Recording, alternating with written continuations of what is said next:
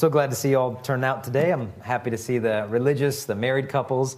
I'd heard of one married couple that was kind of having some problems, and they went to counseling, and the wife started off, and she said to the counselor, she said, my husband, he's not affectionate to me anymore. He doesn't take me on dates anymore. He forgets to do the things I ask him to do around the house. And now the husband just rolled his eyes. Now, the counselor got a feel for what was going on. So he got up from behind his desk. He walked over to where the wife was, and he took up the wife in his arms, and he gave her a long, passionate kiss. And then he sat her down and went back to his desk. And then he said to the husband, now, this is what your wife needs about 3 times a week. And the husband said, oh, okay, I can bring her here on Mondays, Wednesdays, and Fridays. So it's a little misunderstanding we have here with intimacy. And I think you'll be the first to agree with me that many people in the modern culture have a lot of misunderstandings with intimacy, especially young people, teenagers. They think they know what the church has to say about sex, but they really don't. Speaking at a high school in America, as a Catholic high school, 800 students. And before I spoke, a doctor got up and he addressed them. And he said, I'm going to do a little quiz with you to measure your understanding of sexuality and things. So I'm going to give you a quote, and you tell me who said the quote, and if you know it. And so he starts by saying some words from a rap song, some really raunchy lyrics. And all of the students yell the name of the rapper, and they start singing the song with him. And he's like, okay, I can tell you're familiar with that. And then he does a couple more rap songs, and all of the students start singing these dirty rap songs with him. And I'm like, well, this is a strange approach for a chastity talk. And then he said, but okay, I got one more quote. You tell me who said it. A man shall leave his father and his mother, cleave to his wife, and the two of them shall become one flesh. Who said it? A hushed silence fell over 800 Catholic high school students. One of the students said, I know, Buddha. And the guy's like, no, it's not Buddha. Another student said, no, it's Muhammad Ali, who he thought was a great religious leader, not the boxer from the 1970s. And then another kid said, no, I think it's God. And then one of their kids said Jesus, I guess one of their honors students. But it just shows that they really thought they knew what the church had to say about sex. But when you really press them on it, young people as well as young married couples today, they really think the church's teachings on sex boils down to just a big negative, a big no. I saw this on a greeting card in America. It had 3 nuns on the front, and it said, on your birthday, remember our motto, if it feels good, don't do it. Now, I think this is what a lot of people think the church has to say about sex. Well, if it feels good, it's probably immoral. And what we need to do is challenge this misconception that the church is down on sex. And we've got science to back us up. Research has shown that married couples who pray together regularly report 90% higher levels of sexual satisfaction in marriage. Couples who pray together in marriage are twice as likely to describe their marriages as being highly romantic. And this begins to come out in the media reports. A newspaper called USA Today had an article called Aha, call it the revenge of the church ladies. There was a skit on Saturday Night Live called The Church Lady, and you may have seen it, I don't know, I hope not. But in it, there's this uptight, prudish lady. And here's what it said. Sigmund Freud said that church ladies suffer from an obsessional neurosis with guilt, suppressed emotions, repressed sexuality. Saturday Night Live satirized them as uptight prudes who think sex is downright dirty. But several major research studies show that women who go to church and the men who sleep with them are the most sexually satisfied people on the face of the earth. Now, isn't that special? And it goes on. This is another report that came out. This is USA Reuters news service. Hormones in semen shown to make women feel good. Hormones in semen may help to ease female depression because women whose partners don't use condoms are less likely to feel down. Scientists at the State University of New York suspect the mood-altering hormones are absorbed through the vagina and make women feel good, but they stress that the results are not an excuse for unprotected sex, heaven forbid. The magazine said the results are not a big surprise because scientists know that semen contains several mood-altering hormones, including testosterone. Some of these have been detected in a woman's blood within hours of exposure to semen. To me, these are clues that God knew what he was doing in creating the one flesh union of a man and a woman. And when we use the contraceptives, you think we flip fertility on and off like a light switch, we're the ones who end up harming ourselves. And so I think God has this natural plan. He's the one who invented our sexuality, so we need to get back to that original purpose. So the question is, what is the purpose and meaning of sex? The purpose is for babies and bonding. The meaning of our sexuality, an easy way to understand it, is the wedding vows made flesh. So when you speak, perhaps in your ministries, to young married couples or even to singles, I often find this is one of the best ways to get them to understand the meaning of sex. That when my wife and I stood at the altar of our church in California and we professed our vows as husband and wife, they say, do you come here freely? Yes, I'm not paying her, I'm not manipulating her, she's freely marrying me. It's a total gift of self, it's going to be faithful, it's going to be open to life. And you make these promises and vows that your marriage is free, total, faithful, and open to life. And then you leave the church and you enter the sanctuary of your bedroom, and with your bodies, you exchange the wedding vows through your body. I give my body to you freely. I'm not manipulating you, I'm not pressuring you. It's a free gift of self. Not just freely received, it's freely given. I have self-control, so I can make a gift of myself. Freely given, total. I hold back nothing from you, not even my fatherhood. It is a faithful gift to you, and not just with my body, but with my imagination. And it is a total, is a fruitful gift, a life-giving gift.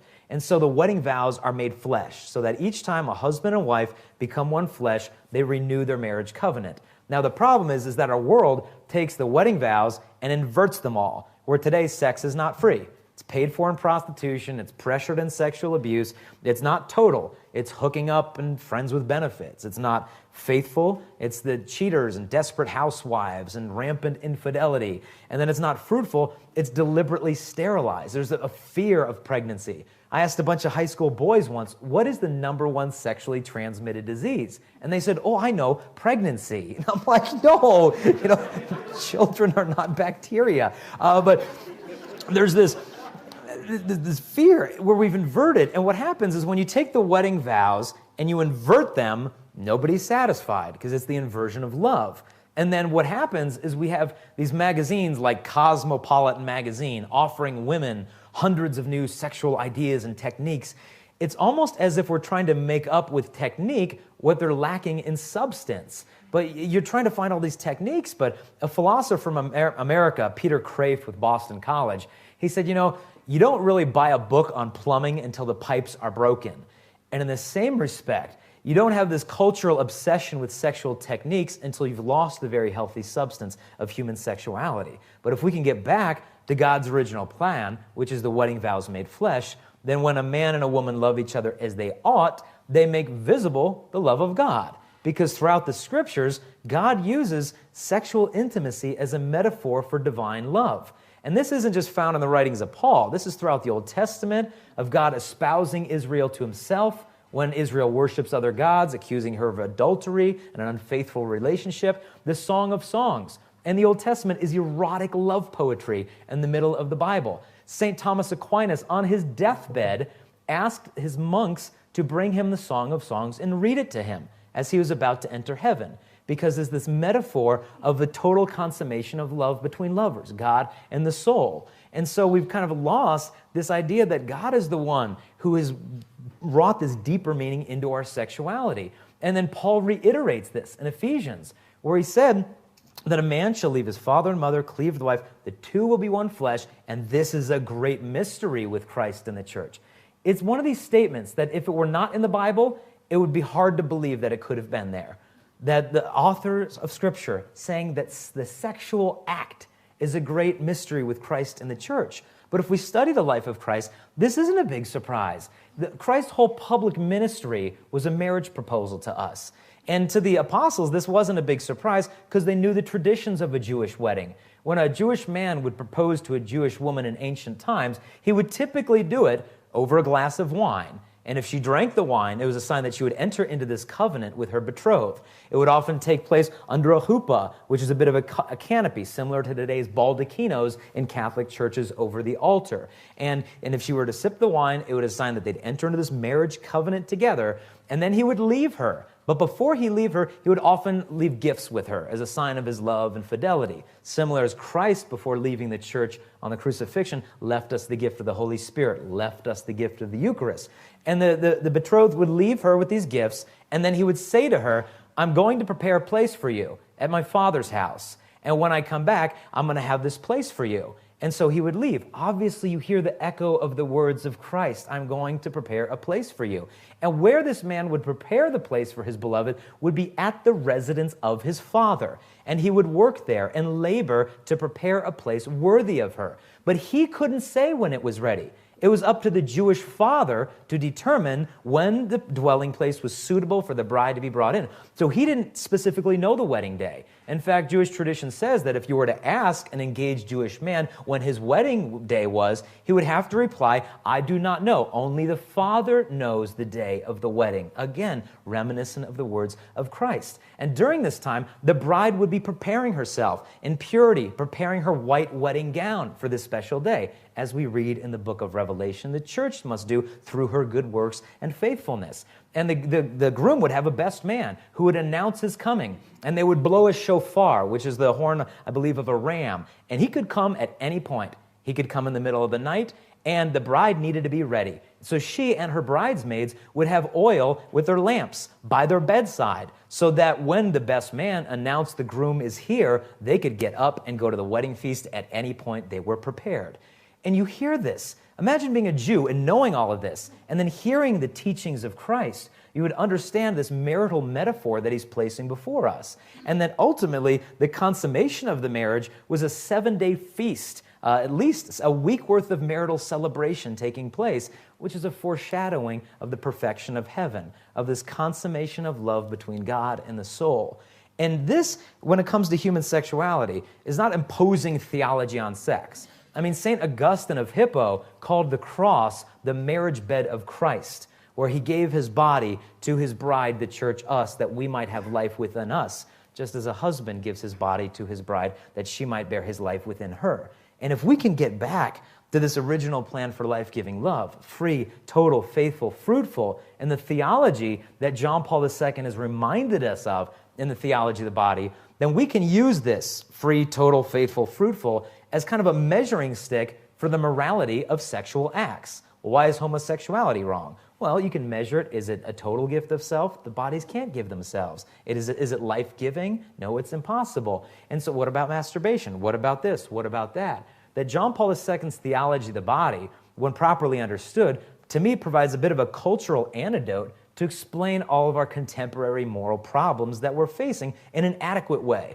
And I love the writings of the Holy Father because he doesn't argue so much from the outside in as from the inside out. What is it the human heart longs for? What is your human experience? And have you found the love that which you yearn for? And so the writings that he's given us, I think, are brilliant. Now, one of the most common problems we have today is contraception. Now, how does what he's given to us answer the problems of contraception?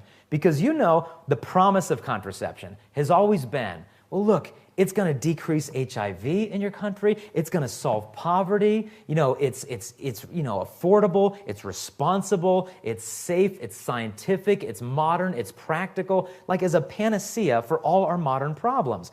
I was recently in the Philippines, and the government there is trying to push a reproductive health bill through where it's going to normalize abortion and contraception. And they're telling the people these lies. Well, it'll eradicate disease. It'll solve poverty. And I spoke to them and I said, look, the solution of poverty is not to reduce the number of innocent poor children. The solution to poverty is to reduce the number of rich, corrupt politicians. You know, that's the root of poverty in any given country. And, and the people cheered because they know the wealth of the poor is their family. That's their wealth. In fact, who's going to care for the poor when they become old but their children? You rob them of that, you rob them of their very heritage. And so this concept, it's safe, it's scientific, it's modern, but NFP. Oh, you mean the rhythm method? That calendar outdated thing? Oh yeah, try that, you'll be pregnant in 5 minutes. That's what we all hear from our doctors and our gynecologists. The rhythm method, that doesn't work. It's outdated. And this carries on to the mentality of the young people. They have no idea entering into marriage what NFP truly is. This is the case in California. In fact, when I speak to engaged couples in San Diego, the diocese has them fill out these surveys before the talk to kind of measure what they know about what the church says. And this one was filled out by a 26-year-old female before her wedding. And the first question was, in one sentence, define natural family planning. She said, that's a way to have sex that meets church requirements. Now, doesn't that sound like fun? And another woman, another survey said that's a way to have sex that, or a way of family planning that's very old-fashioned. But if you want something that's old-fashioned to plan your family, by all means, contracept. That's old-fashioned. Contraception's been around for about 4,000 years, at least in history. We've got Egyptian papyrus from 1850 talking about various forms of contraceptives, including inserting crocodile dung into the woman's body. I read a historian who speculated that a reason that they might have used crocodile dung at the time is he believed that there was a crocodile god who would be invoked if you needed to terminate a pregnancy. And they would wear an amulet of a crocodile god around the uterus as an amulet to ward off pregnancy or cause an induced abortion. And he says, my speculation is that that's why they would have used the dung of a crocodile, inserting it into a woman, and then medically it would work as a barrier method and perhaps even as a spermicide to prevent pregnancy. Now, as the ages went on, even at the time of Christ, contraception was rather common. We have the ancient writings of a man named Cyrannus of Ephesus, who was an ancient gynecologist in Rome, and we have his recipes for over 40 spermicidal concoctions that could be created by mixing various fruits and nuts and inserted into a woman's body. Now, at the same time, the Christians were firmly opposed to contraception. This is not something invented in the 1960s. All the early Christians were opposed. All of the early church fathers spoke unanimously against it. Now, as the centuries drew on, in the Middle Ages, they began a little bit more superstitious. Women would wear around their neck amulets to ward off pregnancy. These amulets would contain things like the liver of a cat or the earwax of a mule, and she would wear this around her neck. Personally, I think it would be a good contraceptive because I don't know what guy wants to get close to a girl with, mule earwax around her, but, whatever works. At the same time, they were experimenting with oral contraceptives. And they'd been doing this for centuries before, but in the Middle Ages, they introduced oral contraceptives that included lead, mercury, arsenic, and strychnine. Now, obviously, these worked real well because they killed moms, so she's not going to get pregnant. And they realized, well, maybe that's not the best thing. So in the Middle Ages, went on, and then you have the Protestant Reformation. Calvin, Luther, Zwingli, everybody opposed to contraception. If you could read the writings of the Protestant reformers on contraception, they speak more forcefully against contraception than I have ever heard in a Catholic homily. Priest, bishop, or anybody. Much stronger even than Humana Vitae, and how strongly they're condemning it in the language that they're using of it's worse than sodomy, it's murder. I mean, they were so strongly against it, the Protestants.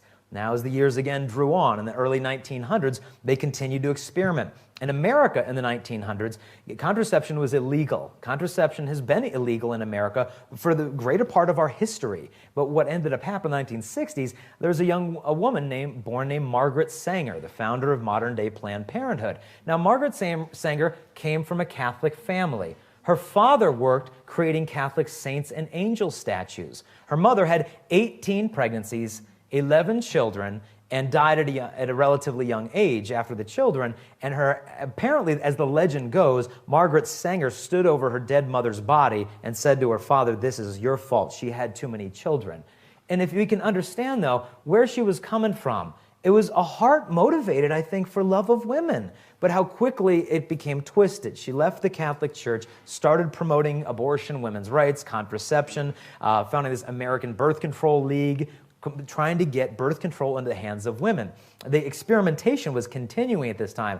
In the 1930s, if you were to open a women's magazine in America, you'd find ads in suggesting women use Lysol as a contraceptive. That's a household cleaner for contraceptives. Athlete's foot medicine, they said you could actually use as a contraceptive. Insert that into the woman as well. And these things were going on while she was trying to push contraception. She was also meeting with the Ku Klux Klan at the time, because she was deeply into eugenics. She could not stand black people. She said they're an inferior race, and so we should just do our best to try to weed them out by distributing contraceptives to them, and abortion as well. And that's why today you'll find that the majority of Planned Parenthood clinics are in minority neighborhoods. Now, most people who work for them, I am sure, are not racist individuals, but they're still carrying out the intentions of the racist founder.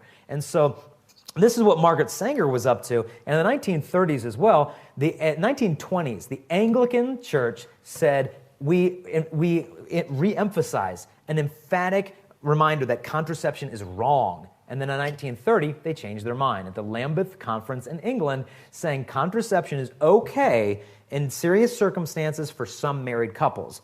After that, all of the Protestant denominations virtually followed suit, whereas the Catholic Church remained firm to her stance that contraception is gravely immoral. But it wasn't just the Catholic Church. Mohammed Gandhi said that contraception was wrong. He said that contraception, no matter how well-meaning its advocates may be, will still further degrade women. This is Mohammed Gandhi. Sigmund Freud said that contraception is perverse. I mean, you talk about the pot calling the kettle black. He knew it was perverse. I mean, he himself went on to have a vasectomy when he was, I believe, 67 years old. Not for family planning, because he thought it would bring him more vitality. Well, apparently it didn't work, but it was a fad at the time. And so, you see, it wasn't just the church opposed to this. And so, initially, when the Anglicans said it was okay, the Protestant churches jumped on the Anglican Church. Baptist, Methodist, Episcopalian, all of them condemned what the Anglicans had said, that it's okay. But eventually they all caved in on it. And then comes the 1950s and the invention of the birth control pill. Margaret Sanger, an ex-Catholic, met with Dr. John Rock, who is a Catholic doctor and a devout Catholic doctor who's trying to help women conceive. And in his studies, they met, and she talked about, well, let's create a pill for women that will, the church allows them to have sex during non-fertile times. Well, let's just create a pill that will extend their infertile time so that they can kind of have more intercourse without children. And Dr. John Rock thought, well, maybe the church will be behind this. And he invented this pill, and as he was creating it, they realized that the women who went on these hormones were not getting a period at all. And he said that no one's going to think this is natural. If the church is going to approve birth control, it'll have to be some kind of natural type of thing. So he said what we'll do is we'll give the woman a certain number of pills during the month that have synthetic hormones in them. And then we'll give them a bunch of pills that have nothing in them. Sugar, blank, placebo pills. And so during 3/4 of the month, you take the pills with hormones, and your body thinks you're pregnant because they're synthetic pregnancy hormones. So for the majority of the month, you think you're pregnant, and then all of a sudden your body goes off these pregnancy hormones. Your brain thinks you had a miscarriage. You bleed, you have what's called a withdrawal bleed. You're withdrawing from the pregnancy hormones, and then a week later, you think you're pregnant again. And this herking and jerking hormonally is how the birth control pill works in a woman's body. It also thins out the uterus, so if she does get pregnant, the baby can't attach in the womb, typically aborted about a week into the pregnancy. Her period will come, she won't know she just had a miscarriage. Women are not informed of this. Also in the 50s and 60s, there's more testing going on in third world countries. They weren't testing on Americans. Our government said it's illegal to test on our women. So the pharmaceutical companies said, well then let's go to Puerto Rico, let's go to the Dominican Republic, let's go to Africa. I met a woman from Kenya in America. She said, I hate birth control. Because she said, I remember as a little girl they came to my country, your American pharmaceutical companies, and they injected women with these drugs, telling them, well, if you take this, it'll help you not to have too many children, and it'll help you care for the ones you have, and we'll give you money too. And they'd offer them more money than they would make in a month anyway, and so they said, well, here you go. And then she said, the women in my village became sick. Many of them started to die. The leaders in our tribe thought that these women were cursed, so they sent them into the wilderness to die by themselves so they wouldn't infect the rest of us. And then we realized after enough women died that it was because they were using us as guinea pigs to test us, because if we die, we can't hire a high-powered attorney to sue your American pharmaceutical company. And so all the litigation costs of experimenting on American women aren't going to be incurred by testing on the poor. And this has continued to go on. It's going on now. They're testing anti-fertility vaccines on women in Africa, where they will inject a woman with a drug that will keep her, again, from ever having a child. And what they do is they take in a molecule of HCG, human chorionic gonadotrophin, is an early hormone that a newly conceived child emits. Now what they did is they took that little molecule of HCG and put in that molecule diphtheria and tetanus, the disease, and in a small enough dosage that it wouldn't infect the woman, but it would teach her immune system that HCG is associated with diphtheria and tetanus, so it should be attacked and killed. And so when the woman does get pregnant, the newly conceived embryo emits HCG, her immune system learns that that's like a disease, and she attacks the fetus and kills it. Her immune system attacks her own children. This testing is still going on. And so while this was happening, all these different tests, in 1968, the Catholic Church, Pope Paul VI, dropped the bomb of Humana Vitae on the church. And it was not received well amongst, married couples, amongst clergy, amongst bishops. Many refused it. In fact, the Pope's own commission to study this matter recommended to him that you go on ahead and allow birth control in the Catholic Church. The Minority Commission, one person of whom was on that was John Paul the Great, Karol Wojtyła at the time, was recommending to Paul VI no. And you can see, if you know the writings of John Paul II, his thought interwoven throughout Humana Vitae. And so Paul VI announces this, and it didn't go well, but he made predictions in the 17th chapter of that little booklet. And he said, it is to be feared. He gives a list of predictions, and every one of them, if you haven't read Humana Vitae, go to it, read chapter 17. Everything this man predicted in the 1960s has completely come to fruition. He talked, about other things, about young people, you will see a gradual lowering of morality. You will have an increase in infidelity. Because if one reason people are moral is because they don't want to get pregnant, if you remove that consequence, more people think they can get away with it. More cheating, lowering morality of the young people. And he said it's also to be feared that the man, having grown used to contraceptive methods, will lose respect for the woman as his beloved companion, and this has truly happened. You look at history, these things have happened. And so he predicted all this. But I think what he couldn't have predicted was the side effects of birth control, as the scientists were promising us how safe it was. The birth control pill, when a woman takes the pill, her body experiences more than 150 biological changes when she goes on the birth control pill. That's according to a contraceptive textbook. From head to toe, the woman's body changes. Her eye changes. When a woman goes on a birth control pill, sometimes they complain that their contact lenses have become more uncomfortable. That is partly because of the cornea of the eye becomes steeper. It actually changes the shape of the eyeball, and it decreases the hydration. It makes it more dry. Her contact lenses are less comfortable, and women on the pill blink about 32% more often than women not on the pill. Sometimes I mention that at high schools, and the girls start looking around. She's on the pill. No, I'm not. Cut it out, guys. Stop it.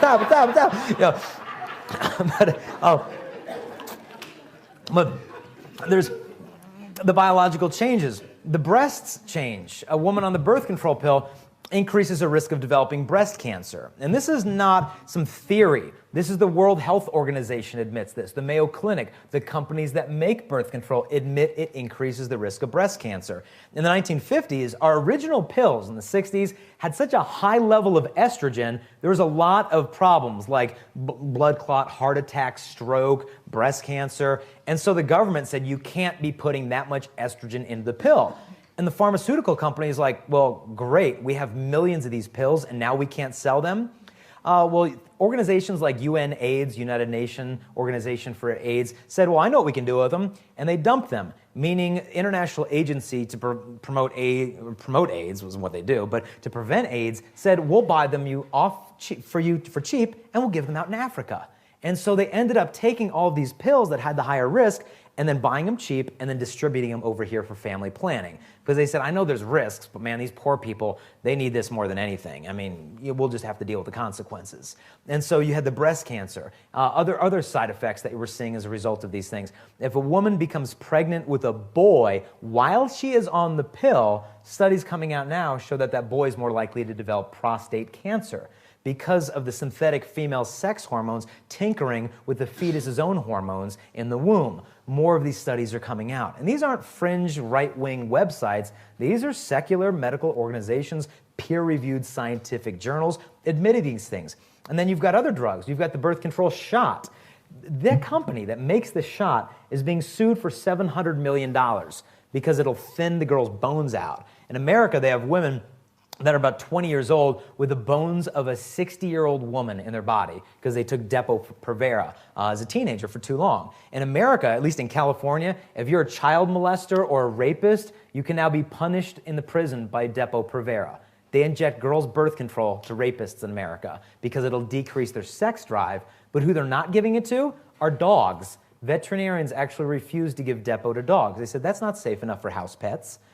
but they'll give it to any girl at Planned Parenthood or Marie Stopes. And then they said, well, if you don't like the shot, we'll come up with other things. So they invented the birth control patch, which has killed dozens of women so far. The new one, they had something called Norplant, which is a series of rods inserted in the girl's arm. They got sued out of business, so now they have Implanon. It's one rod, they cut the girl's arm open, put it in, and it sinks hormones into her for years.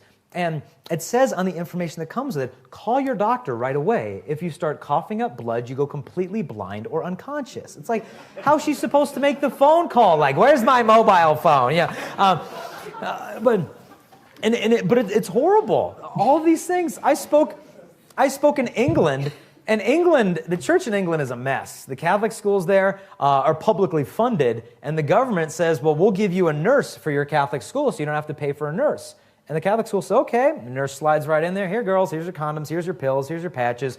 After my chastity talk, the girls came in, and they all had Implanon in their arms. And they're like, so that's why I've been having all these side effects? I'm like, well, yeah, I'm sorry they never told you any of this. They treated you like a dog who needed to be spayed instead of a woman made in the image and likeness of God.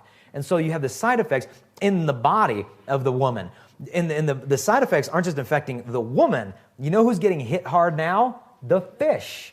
No kidding. I don't know if you've seen this stuff, but water treatment plants, as they've been created, are not designed to be able to filter out synthetic sex hormones from the water system. So when women on the pill urinate, and there's 100 million women on the pill, it goes straight into the water system, straight through the sewage treatment plants, and downstream to the fish. And now what they're finding all around the world, especially in America, all the studies are coming out, you have transgender fish in America now. You've got gender-bending fish, male fish with ovaries, infertile male fish. And all this stuff is going on. And the environmentalists, we're told about this. Your fish are now having gender problems, and you're neutering your fish, and you're doing all this. You know, you're all green and pro-environment. You know, what do you have to say? And they basically have said, well, I think the fish need to take one for the team here, you know.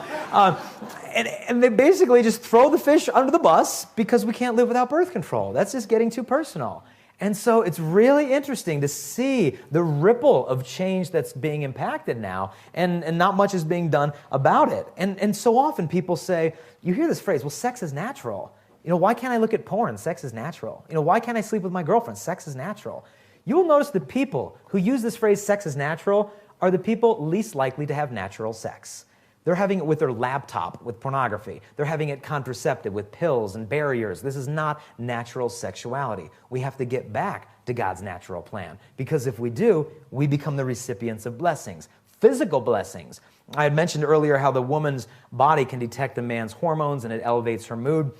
They also found out if a woman and her partner are using the condom, the woman's body is deprived of physiological benefits from a man's semen. Now, what happened, this is out of the Journal of the American Medical Association, they found out that if a couple is using a barrier method of birth control, like a cap, a diaphragm, a condom, when the woman conceives the child and is in pregnancy, she's more than twice as likely to suffer from preeclampsia, which is an elevated blood pressure risk in the expectant mother. And it's a dangerous condition. And you're more than twice as likely to get it if you would use the condom. Now, why?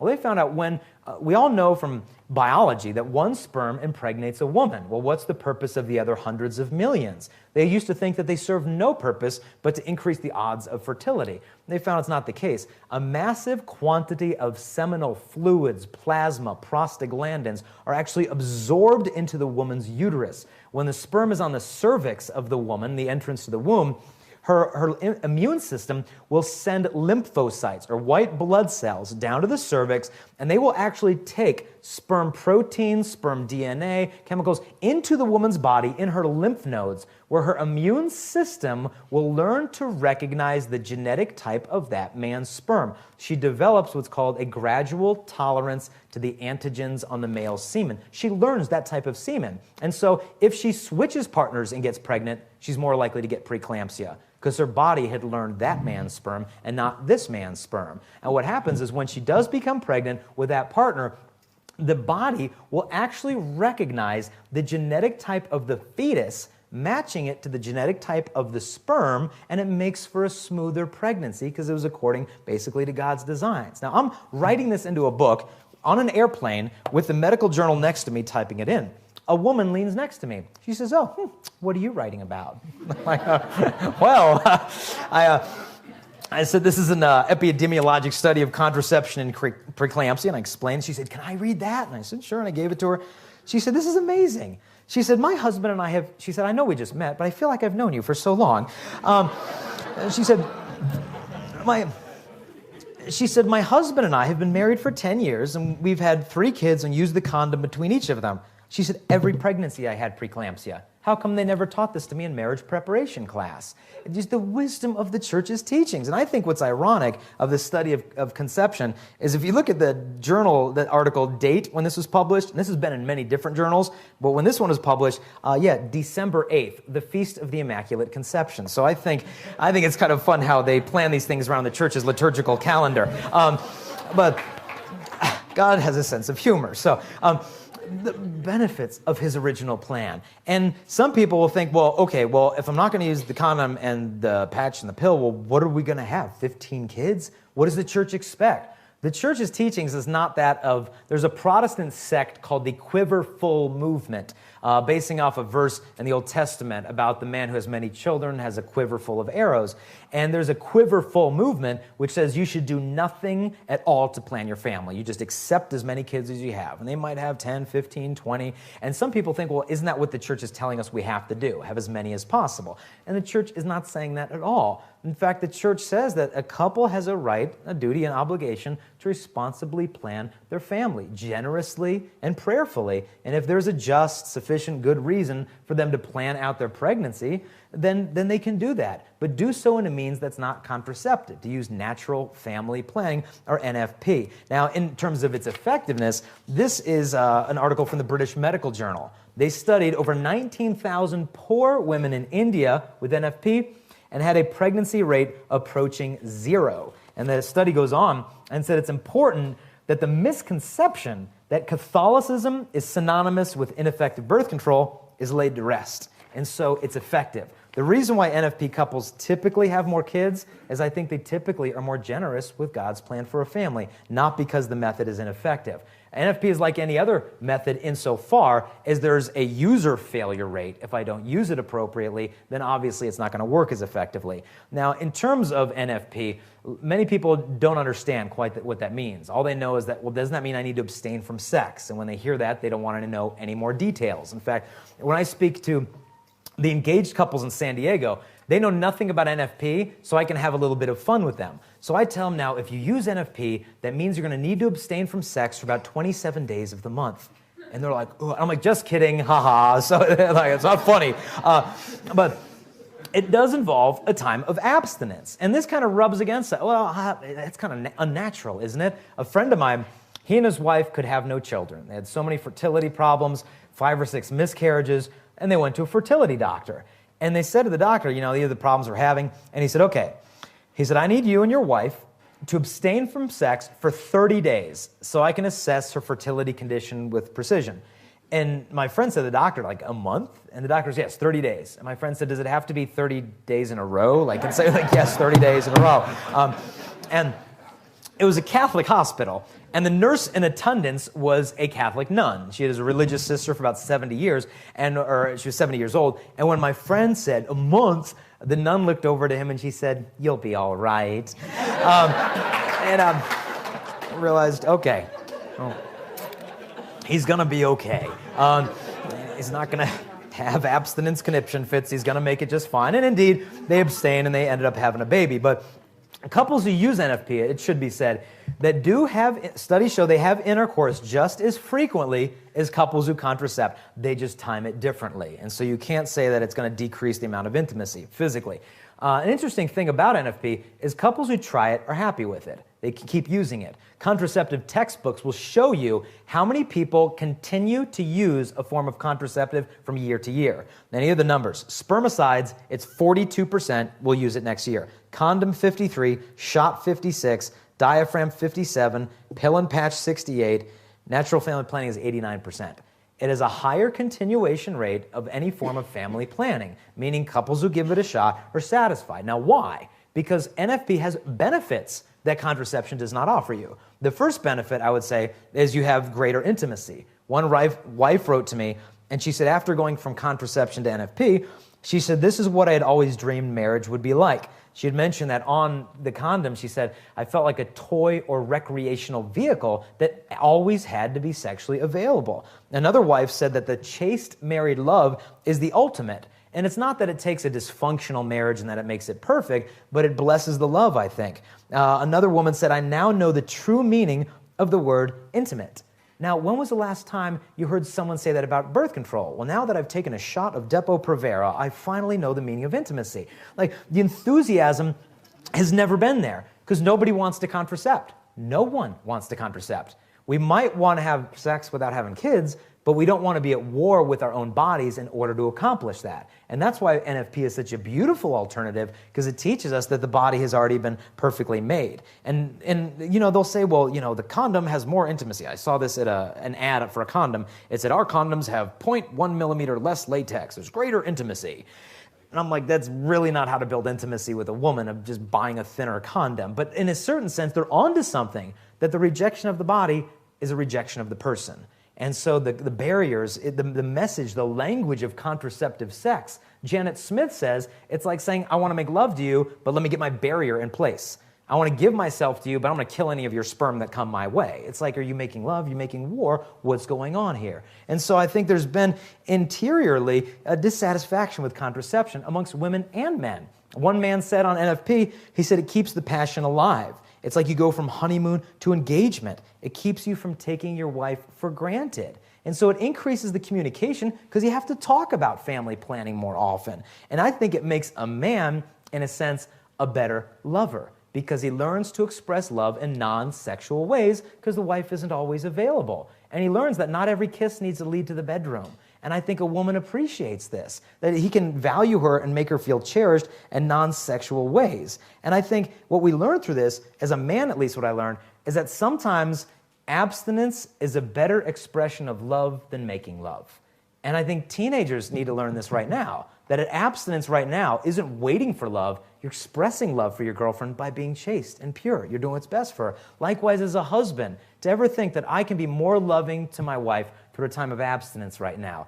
Maybe mentally she can't handle more kids right now. Financially, it's just not the right time, that abstinence becomes an expression of love. And I think a woman resents a man who can't practice self-control. I think deeply she does. It creates this tension where she's not as receptive to him, because women need space throughout the month. They need time to breathe, especially housewives who have multiple children, because children are so incarnational. They're always crawling all over you like an ant farm. I mean, they're everywhere. I mean, our kids, we've got we have a child who's 7, 5, 4, and a newborn. And the kid's love is so physical. I remember one morning, my daughter was 3 years old at the time, woke me up by crawling into bed and standing upon my face.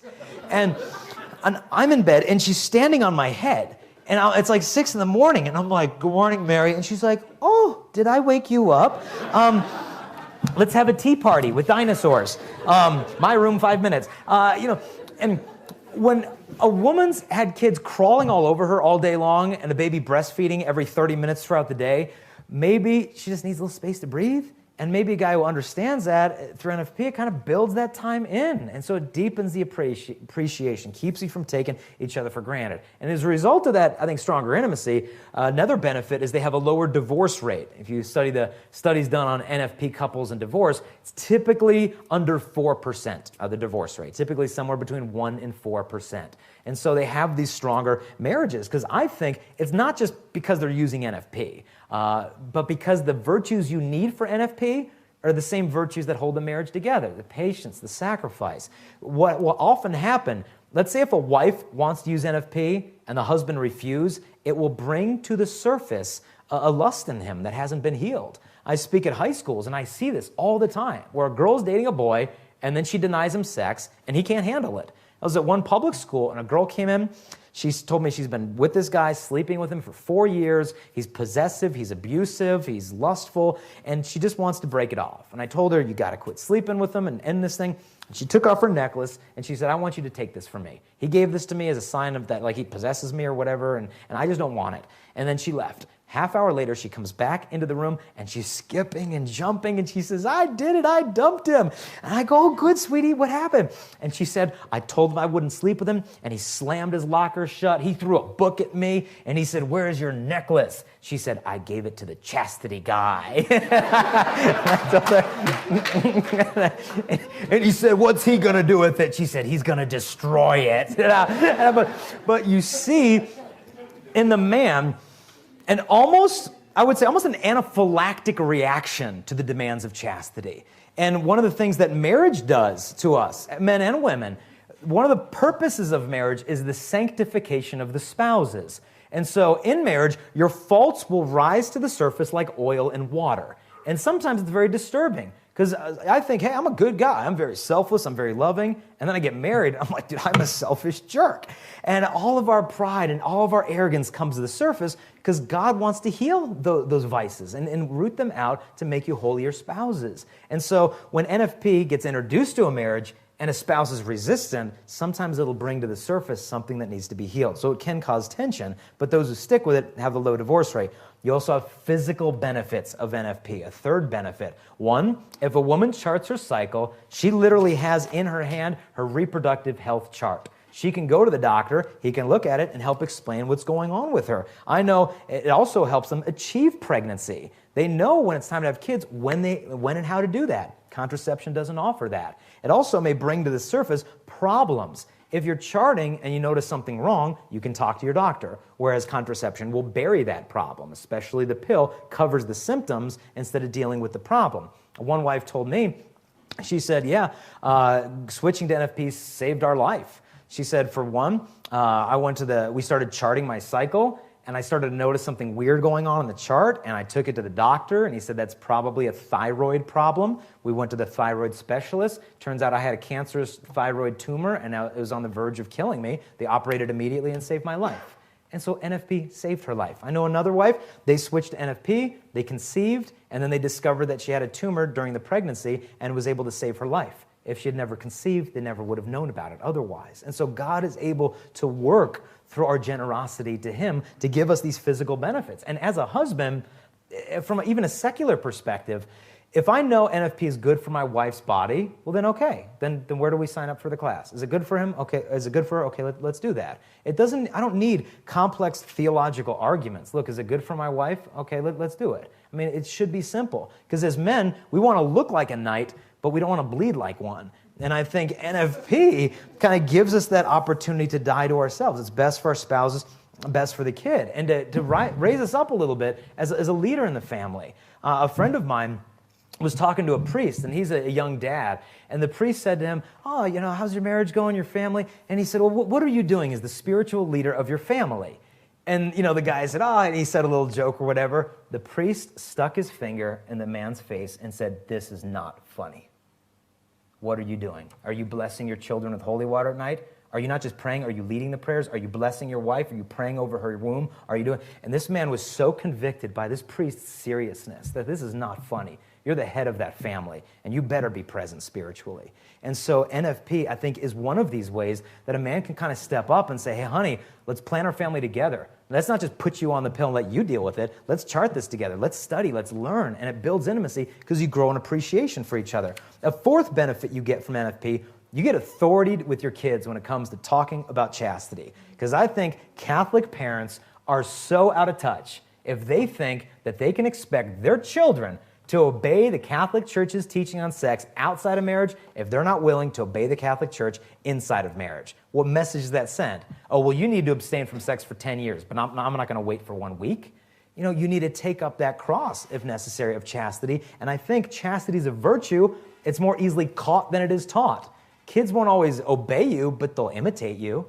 And so if the parents are chaste, I find they have authority with their kids because you're not living kind of a double life. I think there's an integrity, which is the fifth benefit. You have a peace of conscience. When you go to church and you say, I believe in the Holy Catholic Church, the Holy Spirit, the Lord, the giver of life, you don't just say it with your words on Sunday, you live it on Saturday night as well. It creates a harmony, I think, between your sexuality and your spirituality, your religion and your reality. These two realities of your life connect, I think, when we obey the Church's teachings on chastity. And intellectually, you got to think, look, if the church is wrong on contraception, what else is she wrong on?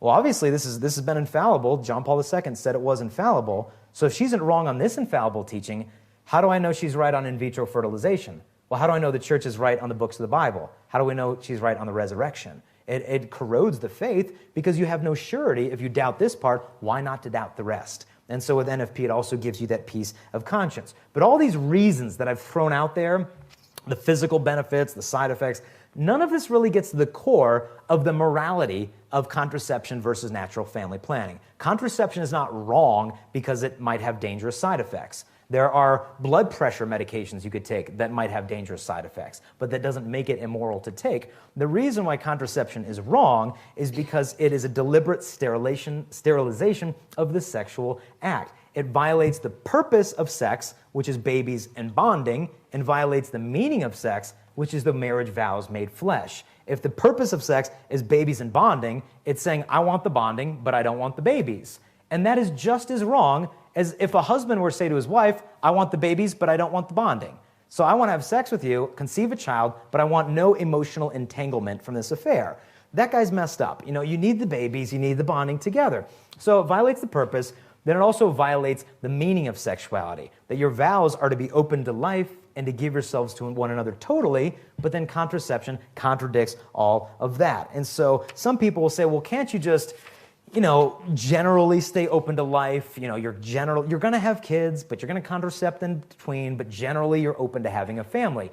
You can't do that with the marriage vows. That's like saying, I'm generally going to be faithful to my wife. I mean, here and there, maybe another woman, but generally I'm open to my wife. No, it's all or nothing. And some people will say, well, you're just splitting hairs. I mean, NFP, contraception, aren't you basically doing the same thing? And you could say to them, well, look, if contraception and NFP are the same, just use NFP. And they'll be like, whoa, well, that's totally different. Well, if there's a big difference in the method of NFP, it's an indication there's probably a big difference in the morality of it as well. And a good analogy we can use with married couples to help them understand the distinction is that just because you have a good goal and end, it's not time to have kids right now, doesn't mean your means is right. So let's say you have two women that want to stay skinny. So one diets and practices temperance and doesn't eat fatty foods and stays slim. The other one practices bulimia. She binges on food and then she purges out the effect. This is like contraception and NFP. The contraceptive person binges on the pleasure of sex, purges out the life-giving effect, and remains not pregnant. The NFP person refrains from the gift of sexuality, practices temperance, and achieves the same goal. And so just because our goal is good doesn't mean that the means is there as well. And to be intellectually precise with these people, if they think that contraception is the same as NFP, well, look, if contraception is wrong and NFP is contraception, at what point does an NFP couple contracept? Where are they acting immorally? Are they being immoral by having sex during a infertile time? No, you can do that. Are they being immoral by abstaining from sex? No, you can abstain. St. Paul says you can abstain for the sake of prayer. So you can't really justify at what point they sin. And so ultimately, some Protestants have even noticed this. Some Protestants are starting to catch on to NFP. I read one husband, he was a Catholic husband, he said, there's no need to artificially thwart or block fertility during a natural fertile time. God has already taken care of this already, building into the woman seasons, not only for fertility and bringing children forth, but for unfertility. And all we need to do is just wait a couple days, and if we can't do that, something is wrong. And so out of the woodwork, different people are starting to recognize there's wisdom to this teaching. And ultimately, I think it's very important that when we talk about NFP, we explain to couples, it's not contraception or NFP. The good Catholics use NFP, bad Catholics use contraception. No, it's not contraception versus NFP. It's contraception versus chastity. Because we can fall into this mentality, oh, you're getting married, you're using NFP, right? The default shouldn't be not having kids. The default position should be opening our life to children, unless there's a sufficient reason not to have them right away. Because I think we've all fallen into this contraceptive mentality as a culture. And in certain cultures, especially in Western Europe, they're disappearing because they're contracepting themselves away. We went to World Youth Day. My wife and I brought our baby boy, who's 11 months old, over to Spain with us because she's still breastfeeding. And we were on the airplane, and the Spanish people seeing a baby, because their fertility rates are so low there because of birth control. This child was like a celebrity on the airplane. I mean, we're sitting there, the stewardess is coming up to us, oh, bambino, and they're touching his face, and I'm like, you're a stranger. But there was a married couple next to us, and they just kept looking at the baby. Like, I thought I was like holding a tiger cub in my hand or something. They were so captive. What is that? But we've fallen away from this Catholic understanding of the family, that children, according to the Catholic Church, are the, quote, supreme gift of marriage. Okay, if there is a supreme gift of marriage, how long do you want to wait before receiving it?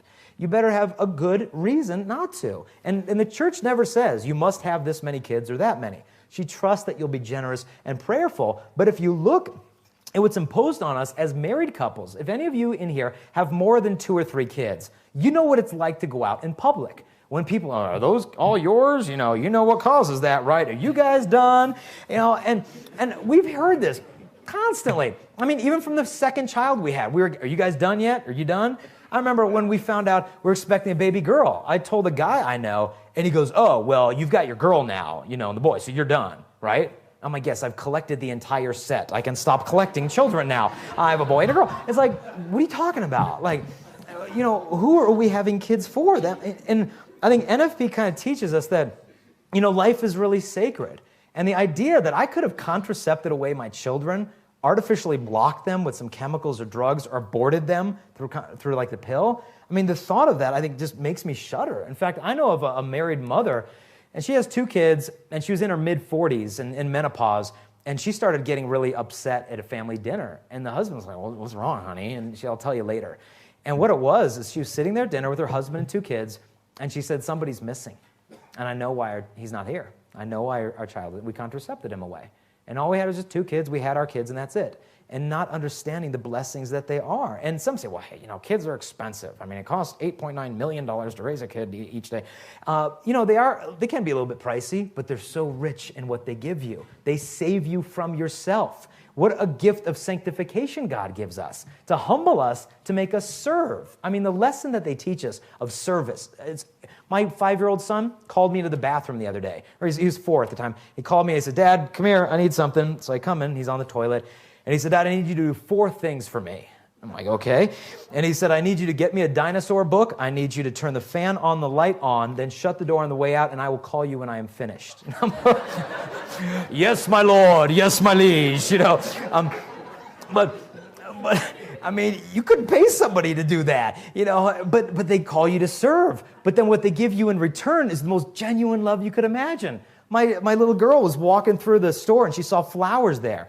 And she saw them, and she's like, Mom, she's like, I have to get them for Dad. I have to buy them for Daddy. I love him so much.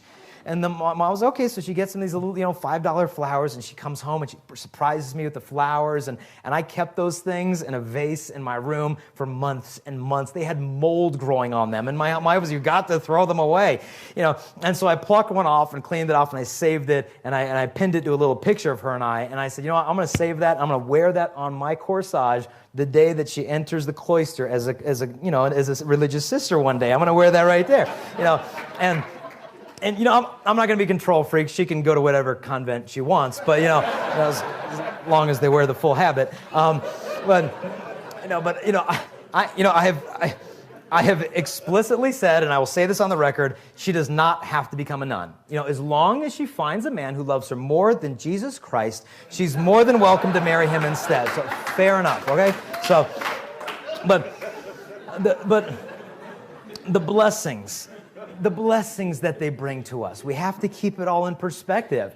And ultimately, I think we need to emphasize with the couples, not just the blessings of the kids and stuff, but something that I never heard as an NFP, going through an engaged encounter weekends, is that NFP, I mean, let's be honest, it's a pain in the neck. NFP stinks. I don't like it. My wife doesn't like it. It's not fun. It's hard. It's an enormous sacrifice. It's a pain in the neck.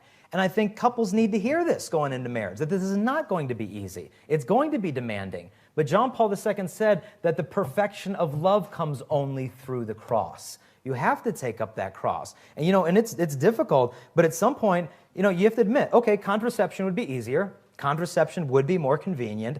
But at some point, I have to decide what matters more, is my Catholic faith or my convenience. Because frankly, you can't have both sometimes. And this is one of those instances. Sometimes you got the football game, same time as the rugby match. Okay, well, record it. You don't always get what you want. And it's hard. And you think, well, why does it need to be so hard? Well, some of Jesus' sayings were very hard if you read the Gospels. And they say this saying is hard to accept. They say that on divorce and remarriage. I mean, look at the apostles. They were normal guys. They were pretty not well-formed men. When Jesus said you can't divorce and remarry, they said, well, then it's better, I guess, not even to get married if we can't get divorced. That was their response to him. And they said, it's a hard saying. Some of these things are hard. And you think, well, why does he need to make it so hard, to plan out our family? And I think one reason is because Jesus wants you to have kids. Jesus loves children. And I think there's a book in America now, it came out, it's an evangelical Christian book called Heaven is for Real. And it's about a little boy who dies during an operation and just experiences a few moments in heaven. And he was biologically dead, and he experienced a few moments of heaven, and he came back. And he was a Protestant boy, but he even admitted, oh yeah, Mary's up there and she's standing next to Jesus. And sometimes she stands next to him and praises, sometimes she prays to him. And this is a Protestant theology, this is Catholic theology coming out of a little Protestant 5-year-old kid. But in this, after this experience, one of the things he told his dad about his experience with heaven and Jesus is he said, Dad, Jesus really loves children. And the dad's like, oh, I know. And he's like, no, Dad, no, Jesus really loves the children. And he goes, oh, I know. No, Dad. But it draws you back, I think, to the sacred humanity of Christ. And every child you bring into the world, you're not bringing one child into the world, you are bringing generations into the world that one day, God willing, will populate the beatific vision of heaven. And if we can keep that perspective, then it can put sometimes the crosses and the trials of marriage a bit in perspective. So my Mother Teresa said natural family planning is really just self-control out of love for each other. John Paul II said the church and the world today, more than ever, need married couples who generously let themselves be schooled by Christ. And ultimately, I think what I've learned the most by NFP is that my wife's body's perfect. Like, she doesn't need shots, she doesn't need drugs and chemicals, she just needs to be understood. Instead of repressing her body with chemicals to conform to my desires, I conform my desires to the beautiful way that God created her body. And if we can do this, I think as one saint said, we'll begin to see the peace and the joy that come from chastity is worth more than all of the pleasures of the world. So God bless you. Thank you very much.